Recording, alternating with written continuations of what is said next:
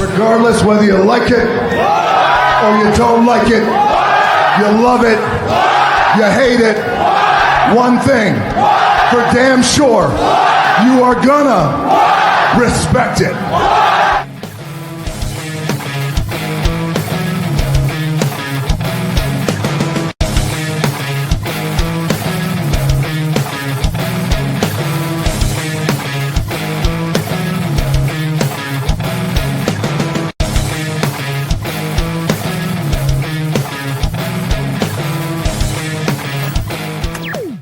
Yo, what it do? Welcome back to All the Gold podcast. I'm your host, Derek J. Hey, listen, man, it's NXT review. You know what it is. It's Tuesdays. This is what we do now. We're going to kick off the show right now.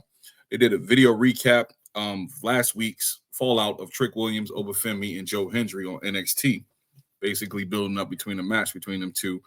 More into that later on. They also show footage from the TNA Rebellion pay-per-view after Joe defended his TNA championship, and Trick Williams attacked him afterwards. So Joe Hendry actually kicks off the actual show on NXT tonight, and he opens the show, talks about Trick Williams and how Trick changed and how Trick basically shouldn't underestimate him, and saying that he's, Joe Hendry can get down, basically. So after that, Dark State appeared, and they came, they appeared in the crowd as usual, whack, and came to the ring. They tussled with Hendry, roughed him up a little bit. He tried to fight him off as best as he could, but the numbers game was just too much for Joe Hendry. And I'm surprised nobody didn't come out there to help him. That's a guest in your building. You got nobody comes to help him. That was weird. But anyway, the number game was too much for him at the time, and they hit him with this power bomb in the ring as their signature power bomb, a group power bomb, and they laid Joe Hendry out. To me, right now, I'm trying to figure out at this point in time about Dark State, because I'm trying to figure out what's their deal. Like, I don't know what's the direction for these guys. It seems like they pop up at the most inopportune times. Like they come into the ring and, it's like they have no direction. They have no story. You know what I'm saying? Like, they just come out and attack anybody randomly. And I just need more from that. I feel like they seem lost, and it's like Retribution 2.0, basically. I just don't feel like they have a strong purpose as a group. Like they're first of all, they're not interesting. We've seen it before.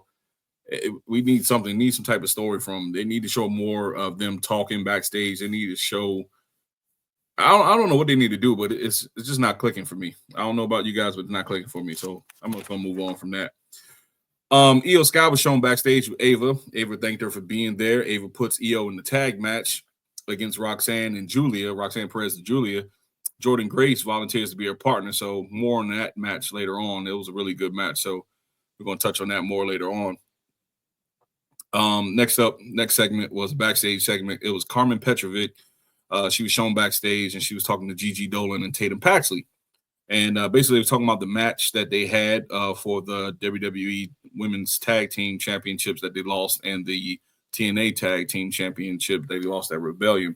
And Ashante the Adonis walked in, and he was like, "Hey, what you doing? Like, talking to these losers?" And he seemed real Ike Turner-ish. Basically, he was like controlling. Like, he was real controlling. And I was like, okay, I'm trying to figure out where they're going with this story.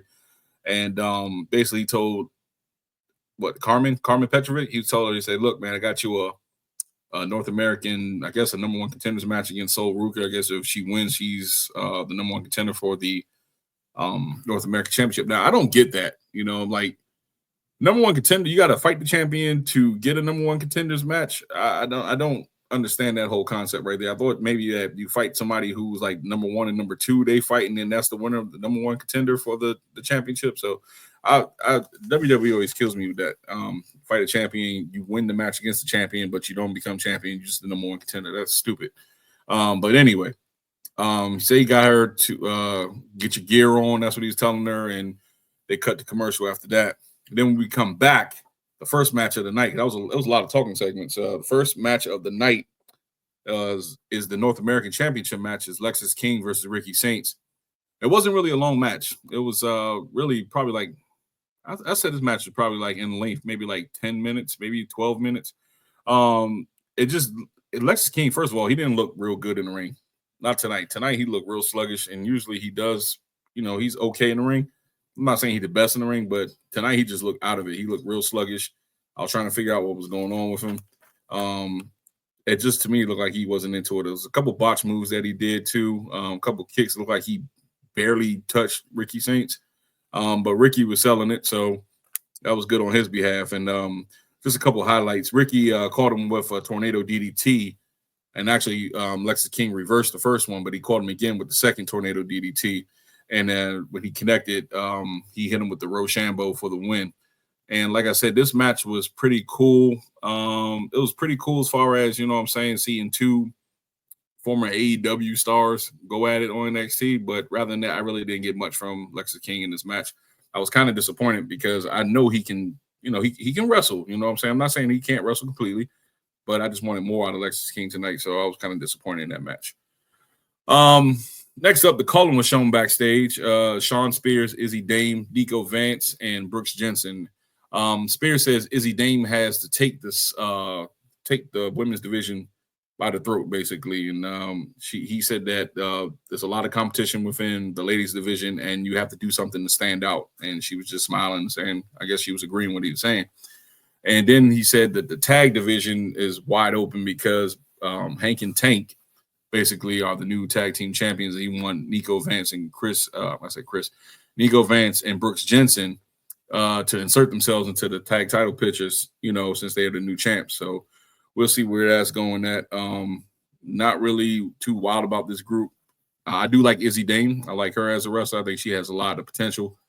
But the Cullen, I just don't like the name of the group. I'm not a fan of them, but I do like Izzy Dame. I do like Sean Spears, but I just feel like he's just more in a mentor role right now. You know what I'm saying? He's like a mentor role. So, moving on. So we hit the commercial break. And here is one of the highlights I was looking forward to tonight. Tony D'Angelo comes out to the ring, and he talked about the betrayal. Let me see. Hold on. Let me see if I got that. I think I got it. Because some of these pictures, like I said, was hard to find. And let me see. Give me 1 second, guys.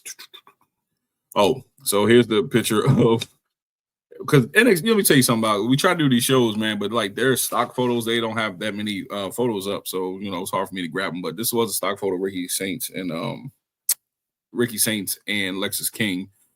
And that was the first match of the night. And then an image file. And I got, what's that image file? Lord have mercy. And then I got a picture of Tony D'Angelo and, D'Angelo family. But we ain't going to worry about that yet. We just going to go on right now. My bad. I told you I'm my worst engineer. You know what I'm saying? So anyway, Tony D'Angelo came out and they came talking to the ring, and he was explaining the betrayal that Stax did, right? So I'm like, okay, this is one of the segments I was looking forward to, like I iterated earlier. So anyway, he said he was just talking about the betrayal of Stax, and then he talked about how Stax did it in front of the world at Stand and Deliver, and he always had his back from when they was kids, when they was younger, and he always wanted to believe in Stax, but he said Stax always wanted the world. He always wanted to run the family, and basically he said Stax wasn't ready, and that's why he always had to watch his back. Sometimes Stax kind of get hot-headed or whatever. And then Stax was shown on the bridge, you know what I'm saying? So Stax was shown on the bridge, and he was just saying that, how Tony can't trust his family and all the stuff, like the family that he got in the ring with him, I guess, and whoever's around him. He said that Luca Cristofino was gone, you know what I'm saying? Was it Rizzo? She's in hiding somewhere, so he really don't have nobody around him. And he said Tony don't know who to trust, and that's when I was looking at all the people that was around the ring, and I knew something was going to happen with that too, because when I was looking at it, you had the ones in the back. I thought somebody was going to jump in from there, but nobody from the back side of Tony jumped. It was the people that was in the front, the security that was in the front, and they jumped. A couple of them jumped in the ring. He took a couple of them out, and then he did a belly to belly suplex and threw one of the guys on out the ring, and they landed on top of the other guys. So then he grabs the mic and he says to Stax, he said, if you want me, come and get me. You know what I'm saying? You know where to find me at. So I think they're going to have their match culminate at Battleground. So I'm looking forward to this match, man. Believe it or not, I was never the biggest Tony D'Angelo fan, but in the past couple months, I kind of starting to like him a little bit more and more.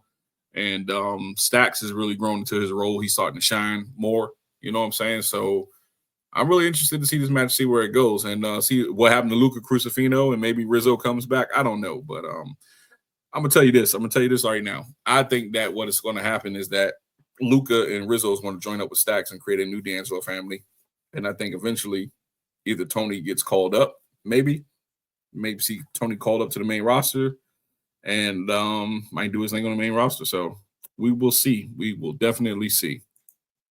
Moving on. So we had another backstage segment with Metaphor, and it was good to see Metaphor all together because we haven't seen all of them together in a while. You know what I'm saying? Like Metaphor has been, basically since what's the name? Supernova. I can't. Noam Dar. I'm sorry, guys. I'm so sorry. Supernova Noam Dar. When he went out with the injury, they kind of went their own ways. Not really went their own ways. Like Lash Legend and Jakar Jackson, they teamed up and they had a solid tag team. And then Ora Mensa, he did a couple matches. He's in a feud with somebody a couple months ago, and that kind of died out. But then I think he's been on Evolve. So. It was good to see all of them back. But here's the thing. Lash Legend basically came out and said, it's time for you guys, it's time for us to split up, and, everybody go their own ways. And she's like, it's time for us to make a name and make a statement for ourselves. And I was like, okay, well, I'm trying to figure out where this is going. So I'm thinking maybe she was going to announce that she's going up to the main roster. I didn't know exactly what she was going to say, but I was interested to see where that was going. And let me see. I got something right here. Hold up, save image. Give me 1 second. You guys are going to kill me for not having all this ready. But let's see. Yeah. So yeah, here's a picture. Here's a photo of all of them right here. And what I'm saying, they were just basically, showing each other love. Good to see Noam back. Osa doing his thing, and Ora. I keep saying Osa. Ora Mensa is doing his thing in Evolve. And Lash and Jakar are going to split, go their own ways. But I think eventually, it's hinting that Lash Legend might go to the main roster. So we shall see, man. Because I don't think the main roster finished calling up the NXT talent. And then you never know, they might have a draft soon anyway. So, like I said, she has a good look. She's strong. She's big. She can kill it on the main roster. I think Jakara might need a little bit more work in NXT, but we'll see what happens, man. Definitely see what happens with them. Yeah, man. So next match is Sol Ruka. She was accompanied by the ring with Zarya and Carmen Petrovic. We were talking about that match earlier with Ashanti the Adonis making that match earlier in the show. So what happened was during this match, it was good back and forth action, but it really didn't pick up. Well, actually, Sol hit an X Factor on Carmen Petrovic like early on in the show. I think she was trying to get the pin, try to make it a quick match. Carmen she did have a little offense. She was giving it to Sol. And they had a little standstill at first because they was countering each other moves. And then Carmen puts out some more good offense against Sol, and then Sol hit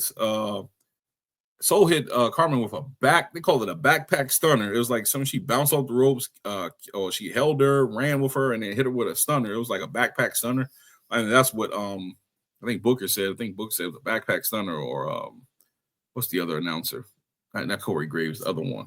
You know what I'm talking about. But anyway, yeah. So anyway, they're going back and forth and had a good match. Had a soul. She hit it. She counted. Carmen counted the first soul snatcher, and that was pretty cool. She counted it, and Soul about a couple sequences later, Soul hit her with the actual soul snatcher in the ring, and that's like I said. I told everybody watched the NXT review that the soul snatcher is my favorite move, hands down, bar none.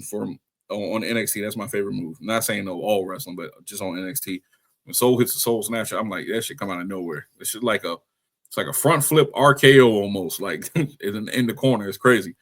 So at the end, it was real interesting. I didn't know they was gonna go to this angle this quick. Ashanti grabbed her Carmen's arm and they was in the ring, and then all of a sudden she was like, like she did the Denzel, she said, get your damn hands off me. You know what I'm saying? and then kicked him in the head. And when she kicked him in the head, laid him out, and then she just walked off and left him in the ring. And I was like, well, that's the end of that relationship. Cause that thing is done right now. So yeah, she hit the Denzel on him. Get your damn hands off me. Kicked him in his head and walked off. So I guess that, like I said, that's it for that one. Moving on to the next one. Trick Williams come out to the ring, cut his promo. He was calling out Joe Hendry, saying that he went to Joe's show and made a Trick show. And when he said that, you know what I'm saying, he was talking about he's making his debut on the season finale of All American. Not familiar with that show. I really don't watch CW dramas. Last time I watched a CW drama, I'm not gonna lie, it was Vampire Diaries, and that was some years ago. I was hooked on that show, Vampire Diaries. But anyway, that's it. That's me. So Trick basically said the crowd was chanting Hollywood Trick, and then he's like, yeah, he's Hollywood Trick, and Hendry's just local talent. And I was like, damn, y'all got dog the man like this, you know what I'm saying? Like, show the man some respect, dog. He's a guest in y'all building, yo, TNA champ, you know. Anyway, he stated that he still wants his NXT title from Oba Femi. He said, Oba, I'm coming for you. And he coming for what's his. And Ava comes out, says Trick is basically out of control last week, and Trick basically saying he's bigger than NXT. And she said, okay, well, you're bigger than NXT. Well, let's see you earn it. And then she said that you're going to go through 24 other men in the battle royal. It's going to be a 25-man battle royal. So he has to go through 24 other men to get to Oba Femi. And let's see if he can make it. And the winner faces Oba Femi for the NXT championship. So with that, I'm like, okay, we know this is crazy to me, right? Because we know that nobody else is going to win that championship. The program right now, it consists of Joe Hendry, Trick Williams, and Oba Femi right now. I think it might culminate where Joe and Trick are the last two standing in the ring, and the winner faces him. But we all know Trick is going to face Oba Femi. This is the payoff. I don't know why we're doing a battle royal for a number one contenders match. We know, like I said, nobody else is going to, inject themselves into this match. So, I mean, to me, I think this is a waste. I think they should just go with the story and just make it Joe versus Trick for number one contenders shot at Oba Femi instead of doing the 25-man battle royal. But I guess you got to do something for TV. So, yeah, I guess you got to do something for TV. Julia and Roxanne was shown backstage. The next one, shown backstage for the main event, acknowledging their partnership and gearing up. It's good to see them two together. Like I said, I pointed out yesterday when me and Coop was doing the Raw review. I was saying that this is good that they're both, hitting the main roster together, helping each other out instead of doing it separately. That way, I'm saying both of them could look strong in some matches like as a tag team. So until they build up their fan base with the main roster. They do have a following, and it's not like they're nobodies, what I'm saying? They do have a following. So I'm just interested to see where this tag team goes right now, because I think they actually work together pretty damn good. Yeah, man. So let's see. Hold on. Let me see. Give me 1 second, guys. Yeah. All right. So I'm running behind. Yeah, that's Trick right there. He was talking this shit earlier. And moving on. Here's something I want to talk about right here. This is a pretty cool segment right here. Next up was Undertaker and Oba Femi. This is a cool segment. Oba Femi's backstage, and he basically saying if Trick faces him again, if he wins the battle royal and faces him again, it's going to be the same outcome. Trick can't. He said Trick is good, but he's just not on the level of the ruler, basically. And Undertaker shows up. Undertaker says, congratulations, big man, on your victory, and this is your yard. But he says it's not going to be your yard not for long. And he got some of his boys with him from LFG. Anthony Luke, Shiloh Hill, and Jasper Troy showed up. Those are the stars from NXT from LFG. That's on A&E, the little the reality show that they're doing for A&E. And he said them boys are coming to challenge. Coming to challenge him, and Oba says, he looked forward to it, and then he walks off. Booker was trying to.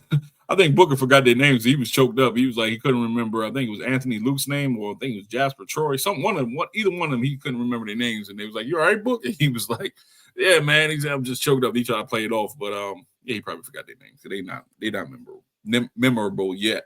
But it was good to see all three of them on there. You know what I'm saying? Like, that's why I know that this reality show that's on A&E, is really. Them guys got contracts already. You can't tell me they don't. You know what I'm saying? They are the performance center. Some of them been there for a year. They already got contracts. You know what I'm saying? So the whole winner gets a contract, go to NXT. They might get a bigger push on NXT. You know what I'm saying? It's like the NFL rookie contract. You know what I'm saying? You come in as a rookie, you get a certain amount of money. You know, but the bigger of the name you are, you get more money.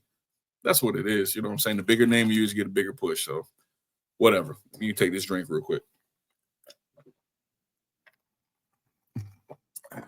Refreshing. For those who want to know, I drink a no sweet, no sugar, no sugar sweet tea. So it's a little bit late and words getting slurred. All right, so next up, NXT Tag Team Championship match. This is a pretty good match. Little hard hitting match right here with Hank and Tank versus Yoshiki Inamura and Josh Briggs. Now I talked about this match. Talked about Hank and Tank on the Stand and Deliver episode that I did WrestleMania weekend. I think that, I really didn't care for them. But after that, they showed me what they can do WrestleMania weekend. I said, okay, I'm going to give them a shot. And they seem like they're holding up. They seem like they're getting more and more better in the ring as far as, their style and they just seem like they're showing more personality and not more comedy. You know what I'm saying? I think that was their comedy act. It's kind of played its course, and now they're trying to be a little bit serious, but they still hold on to a little bit of the comedy act.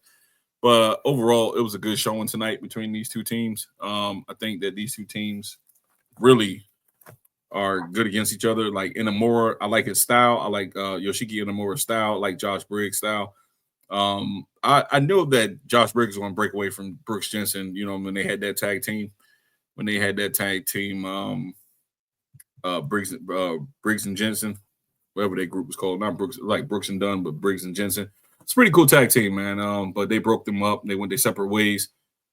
Josh Briggs, just a little key points on this one. Inamura hit a German on Hank that looked crazy. He hit him with that German suplex. And when he caught him with that German suplex, I was like, yo. I said, he dropped that man in the back of his head. I was like, that's crazy. And it looked like he was dazed from it. But he got back up, finished the match. I guess it's not that serious. And Briggs hit a choke slam and a lariat on Hank Walker, too. So that was crazy. He hit that choke slam and he picked him up and hit that lariat. I was like, damn, he looked like he out. And then your boy, the fat Yoshiki Inamura hit that splash.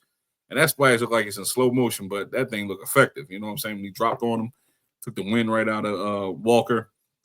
And the way the match ended was kind of weird, though. I think Inamura picked up, I want to say Tank. Yeah, he picked up Tank. And Tank, he was trying to pick him up and do a slam, but Tank's legs hit Josh Briggs in the head, knocked Briggs out. And Hank and Tank came with this move right here, hit him with the belly, I don't know what you call it, a belly bomb, whatever. That's something when they take him and run them to each other, and got the win. So anyway, after the match, Brooks looked real pissed, and he just looked real pissed after the match. And Inamura was trying to explain, but I think Inamura basically is going back to Japan anyway. So I don't know how that is going to work out. But maybe he'll turn on him right there, show an angle where he maybe like knock Inamura out, but it didn't happen. So they just showed Brooks they show Hank and Tank on the ramp, celebrating, and after that they went in the back. But I think eventually he goes back like at the end of this month, because I think last week when he was stating it, I think he said that his contract is up, for the short period of time that he had. So I mean, if it is, it was good seeing him. It was a good showing, good showcase from the past couple of months. I like him. I like Yoshiki Inamura. I think he's a pretty cool wrestler. So shout out to you, Yoshiki Inamura. Appreciate you. After that match, the No Quarter Catch crew was shown backstage, and this was, hey yo, Miles Bourne lisp is off the hook, yo, and I'm not making fun of him. You know what I'm saying? I know it's probably something chronic, but it did have me laughing though. He was funny. He sounded funny. I'm just being honest, but I do like Miles Bourne. Anyway, he says him and what's the boy name? Tavion Heights. They need to do for themselves and basically enter the 25-man battle royal. and they said maybe Charlie Dempsey might be mad, and yeah, he's like, who cares? You know what I'm saying? Like, we're doing it for me, you know what I'm saying? So, Charlie's not here, whatever. And he wasn't there. So the quarter catch crew, yeah, I think y'all need to move on, man. I don't think it's nothing there. So whatever with that. Anyway, the next one was the Chase U segment. There's a backstage, video package is Chase U segment, and it says, welcome back to Chase University. The two students that he has came in late, and he was like, they told the other dude, he was like, hey, ain't you guys late? And he was like, no snitching, whatever. And then Chase went off on him, said, F you, F your snitching, whatever. And it was just a funny segment, but I think Chase U to me is dead. I think it's just dead. There's nothing there. There's nothing there at all. And sorry, they just waited. They drew it out too long. They just drew it out too long. If they would have did something, and plus Duke Hudson left, and when Duke left and Thea Hale left the group, I was like, yeah, this is done. There's nothing there no more. Kalani Jordan was the next segment, and she was shown backstage, and Sol Ruka and Zara is at the lockers. And Kalani said she defended the North American Championship whenever and challenged Sol for the title. But Sol did accept, but Zarya stepped up and she said, nah, before you even do that, you got to step through me. And next week, she said, if you want to challenge Sol, you got to come to me next week. Kalani accepted and said, yeah, okay, whatever, let's do this. And Norman says, shit. What did I wrote down? Oh, yeah. So Sol said, okay, so that's what's going to happen. You guys can do that and win the challenges Sol for the NXT North American Championship. And I think that's going to be at Battleground. No, I don't think it's not number one. I just think Kalani gets a shot at Sol if she beats Zarya. I'm sorry, excuse me. Messed that all up. It is getting late. So it's 11:40 on the East Coast. I just think Kalani Jordan, she's not it for me. She's not it. She's trying to be this tough girl and just not it for me. She's a baby face all the way. She just need to stay in her lane. She's trying to be tough, and I'm just not buying it. So, I like her as a performer, but just the persona, not feeling it. Joe Hendry was shown backstage in medical. Hank and Tank enters and said if he needed a hand, Hank and Tank is always there for him. Joe went to go give him a handshake, but he said, nah, put his TNA strap on his shoulders, and he gave the truck driver a hump, you know what I'm saying, with Hank and Tank, and they cut to commercial after that. Now, we're going to get on to the match that I was looking forward to. Roxanne, another match I was looking forward to. Roxanne Perez and Julia versus Io Sky and Jordan Grace. It was going, it was really a really good match to end the show. Like I said, the NXT women's division is one of the strongest in the game right now. I don't care. TNA, main roster, WWE, Raw and SmackDown, AEW, Ring of Honor, all that. NXT has the best women's division. Io, she did a nice backflip kick combo. That was pretty cool to see. Jordan hits a inverted gut buster on Julia. Jordan was giving it. She was going in the ring, man. I'm telling you, Jordan Grace can go in the ring. Roxanne with the distraction to the referee, and then that caused Julia to get the upper hand on Io before Io tagged out. Jordan Grace, she hit a double suplex on Julia and Roxanne. Io was in the ring with Julia, right? When they finally got them one-on-one in the ring, and I was like, okay, now we're about to see the strong style. We're about to see the Japanese strong style. I really was looking forward to that. I was like, damn, I got to see it right now. You know what I'm saying? So they did do a couple moves. It was pretty good, pretty decent. They were striking a little bit, and then they went back and forth with each other, but they got broken up. And then Jordan and Julia, they started brawling outside the ring. And that's when Roxanne, the ending segment, Roxanne and Io countered. Io countered Roxanne's pop rocks, and she countered the pop rocks the first time. Then they did like a rolling pin combination. They did the rolling pin combination first, and then after the rolling pin, they did a quick stare down, and then they did the Io ran to the corner, and that's when Roxanne Perez tried to do. I'm about to call her Roxy. Roxanne Perez tried to do the pop rocks. Io counters that. And she hits a double stump. The second time she countered it, went for the pop rocks, countered that again, hit the double stump, and then she did the over the moonsault for the win. And then Io was standing victorious. Stephanie was shown backstage after that, and she said she's ready to defend her title. And Ava says the winner of that match between Jordan Grace and Julia will be the number one contender for the NXT Women's Championship. And that, my friends, ends the show. Yeah, man, overall, I think this was a great match right here. The last segment was a great match. A lot of hard-hitting action. This is what I wanted to see in the show. Overall, NXT tonight was a lot of more talking points and a lot of backstage segments. If I'm thinking about it, I'm looking at the match card right now. I see 1, 2. Let me see. I'm just counting it. Let me see. 3, 4. There's like 4 matches. Yep, 4 matches altogether. 4. I didn't even see NXT Championship match. The NXT Championship match, the North American Championship match. It was Hank and Tank. Let's see, Julia Roxanne and Io Sky, Sol Ruka and Carmen Petrovic, and I want to say,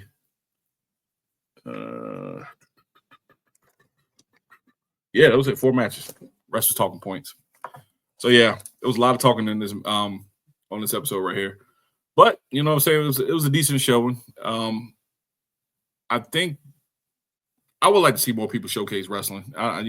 Sometimes talking is just a little bit too much. I know they try to fit everything in a 2-hour program, but it was just good to see, you know what I'm saying, like some pure wrestling. Sometimes talking, I don't want to see talking all the time. I like wrestling. So let's see. Tomorrow we will be doing the AEW review. Friday we go live. So catch us on doing that. And hey guys, thank you for tuning in today. Look, listen, if you guys please like, share, and subscribe. Also hit that like button. It helps out the algorithm. Continue to support us. We appreciate you guys. Love you guys. Peace.